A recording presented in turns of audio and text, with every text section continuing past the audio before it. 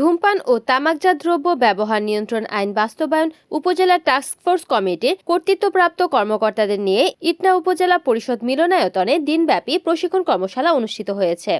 12 জানুয়ারি সোমবার সকাল 10টায় অনুষ্ঠিত প্রশিক্ষণ কোর্সের উদ্বোধন করেন উপজেলা নির্বাহী অফিসার ইটনা ও তামাক নিয়ন্ত্রণ আইন বাস্তবায়ন উপজেলা টাস্কফোর্স কমিটির সভাপতি মোহাম্মদ রায়হানুল ইসলাম। রিসোর্স পার্সন হিসেবে মূল প্রবন্ধ পাঠ করেন উপজেলা স্বাস্থ্য ও পরিবার পরিকল্পনা কর্মকর্তা ইটনা ও টাস্কফোর্স কমিটির সদস্য সচিব doctor Bidhanchandra Debnath, officer in charge Itna থানা মোহাম্মদ আবুল হাশিম, তামাক নিয়ন্ত্রণ সংগঠন কায়ুর্সের পরিচালক ও জেলা টাস্কফোর্স কমিটির সদস্য শাহ সারোয়ার জাহান। অনুষ্ঠানে 40 জন অংশগ্রহণকারী 4টি গ্রুপে উপজেলা পর্যায়ে তামাক নিয়ন্ত্রণ আইন বাস্তবায়নে সম্ভাব্য করণীয় নির্ধারণ করা হয়। আমরা যদি নিজেরা না জানি তাহলে আমরা এটা বাস্তবায়ন করতে পারবো না।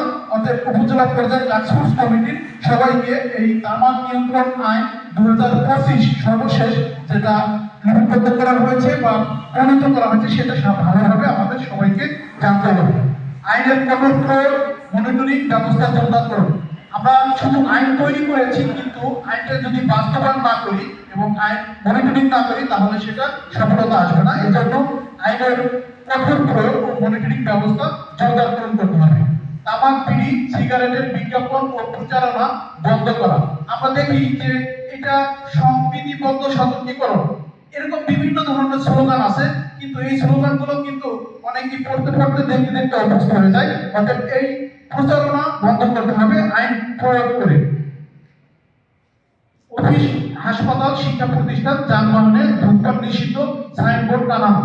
আমরা প্রচারণের জন্য বিভিন্ন জনসম্মুখে যেখানে সাধারণ জনগণের চলাফেরা আছে সেইখানে বিভিন্ন ধরনের শিক্ষা প্রতিষ্ঠান, যানবাহনে ধূমপান নিষিদ্ধ সাইনবোর্ড টানাবো। অফিস, হাসপাতাল, শিক্ষা প্রতিষ্ঠানকে স্মোক ফেয়ার জোন ঘোষণা ও তার কার্যকর বাস্তবায়ন নিশ্চিত করা। স্মোক ফ্রি জোন এটা আমরা ঘোষণা করব এবং সেখানে এটা বাস্তবায়ন করব। জনসচেতনতা বৃদ্ধির লক্ষ্যে স্থানীয় কেবল টিভি, পত্রিকা ও সামাজিক যোগাযোগ মাধ্যমে তামাকের ক্ষতিকর দিকগুলো তুলে ধরবে। আমাদের এই পয়েন্টগুলোর মধ্যে আমাদের সর্বশেষ পর্যায়ে আছে ইউনিয়ন পর্যায়ে স্কুল, মসজিদ, মাদ্রাসা বা বাজার যেগুলো আছে সেখানে তামাক বিরোধী সেমিনার অনুষ্ঠান করা। আমরা জানি যে প্রান্তিক পর্যায়ে আমরা সাধারণ অন্তত শহর এলাকা থেকে গ্রাম পর্যায়ের মানুষ তামাকের ক্ষতিকর দিকগুলো আমরা জানি না।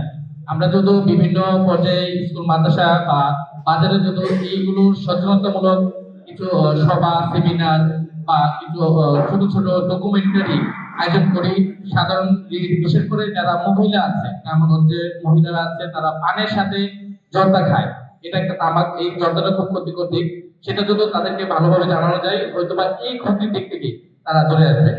আমার দ্বিতীয় পর্যায়ে আছে উপজেলা পর্যায়ে বিশ্ব তামাক মুক্ত দিবস 31শে মে যেটা আছে সেটা আমরা যাতে বড় সড়ো করে আয়োজন করতে পারি এবং সেইখানে বিশেষ করে প্রান্তিক পর্যায়ে যারা তামাক গ্রহণ করে তাদেরকে রাখলে তারা হয়তোবা এই জিনিসটা থেকে দূরে আসবে এবং তারা বিষয়গুলো জানতে পারবে।